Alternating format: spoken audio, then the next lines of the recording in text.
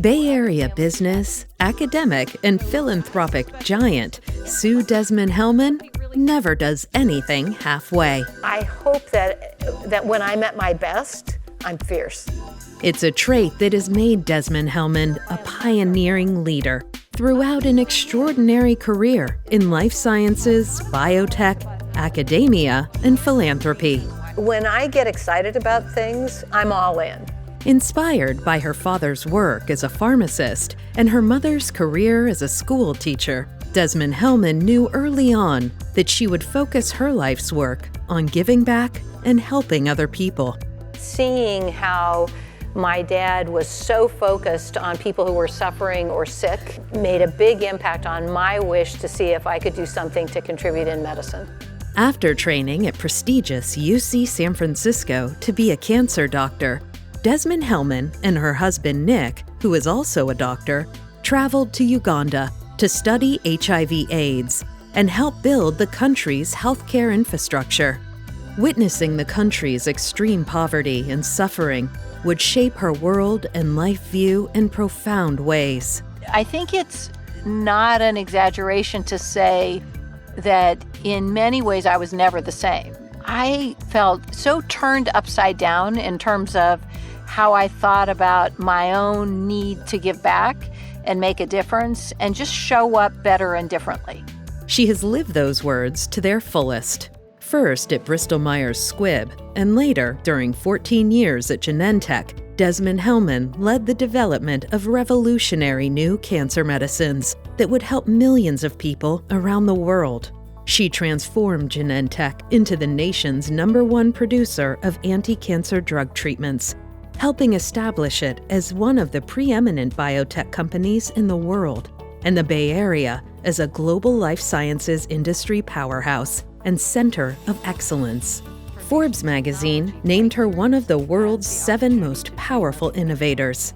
Fortune magazine named her among the top 50 most powerful women in business 6 times.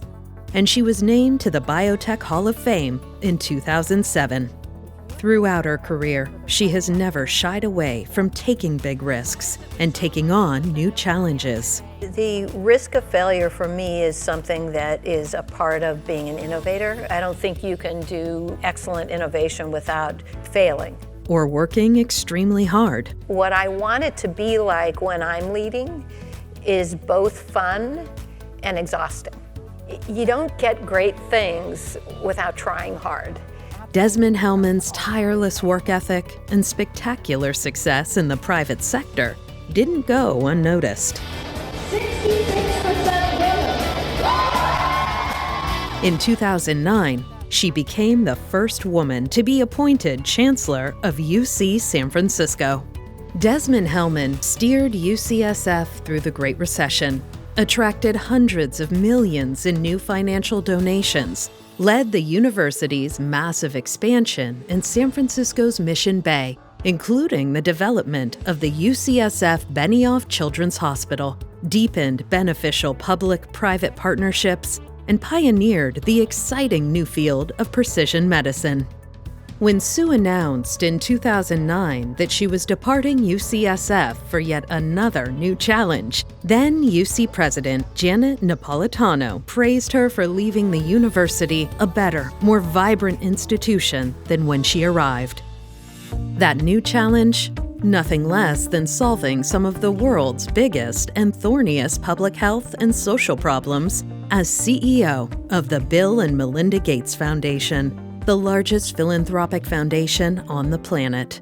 Challenges like ending poverty, eradicating infectious diseases like polio and malaria, and empowering more people to become leaders by improving education.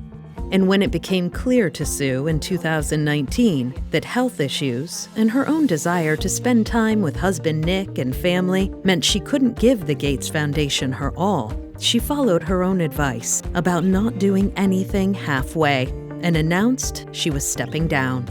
Desmond-Hellmann hasn't indicated what might be next for her, She remains a professor at UCSF, but you can be sure that whatever it is, she'll be all in. I want everything I experience to be meaningful and special. And I've not always been great at work-life balance, but I'm really good at having fun.